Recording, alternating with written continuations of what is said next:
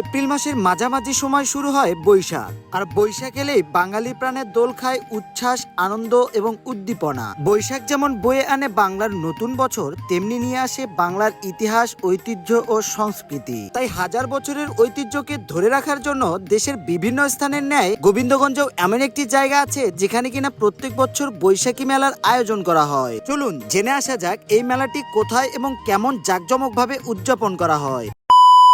বৈশাখী মেলা, যা কিনা বাংলার ইতিহাস ঐতিহ্যের একটি উদাহরণ। এপ্রিল মাসের ঠিক মাঝামাঝি সময়ে বৈশাখী মেলার আয়োজন করা হয়। মূলত বাংলা নববর্ষকে কেন্দ্র করে এই মেলা দেশের বিভিন্ন স্থানে আয়োজন করা হয়ে থাকে। পুরনো বছরের সকল দুঃখ কষ্টকে ভুলে নতুন ভাবে জীবন শুরু করার আনন্দ থেকেই মূলত এই মেলাটি বসে। এরই ধারাবাহিকতায় গাইবান্ধা জেলার গোবিন্দগঞ্জ উপজেলার কামারদহ ইউনিয়নে অবস্থিত ফাঁসিতলা নামক এলাকায় ফাঁসিতলার ঐতিহ্যকে ধরে রাখার জন্য প্রত্যেক বছর এই মেলার আয়োজন করা হয়ে থাকে। এটি উত্তরাঞ্চলের অন্যতম জনপ্রিয় ও ঐতিহ্যবাহী একটি মেলা। এই মেলাকে কেন্দ্র করে ফাঁসিতলা সহ আশেপাশের কয়েকটি গ্রামে উৎসবমুখর আমেজ তৈরি হয়। বাড়িতে বাড়িতে আত্মীয় স্বজনকে দাওয়াত করে নতুন বছরের এই মেলাকে কেন্দ্র করে বৈশাখ মাসের ঠিক প্রথম দিকে এই মেলার আয়োজন করা হয়। এই মেলায় মেয়ের স্বামীরা অর্থাৎ মেয়ের জামাইরা অগ্রাধিকার বেশি পেয়ে থাকে। সকল বাড়িতে বাড়িতে মেয়ের জামাইদেরকে দাওয়াত করা হয়। মেয়ের জামাইরা সকাল সকাল ঘুম থেকে উঠে মেলায় যায় মেলায় সবচেয়ে বড় মাছটি কিনতে।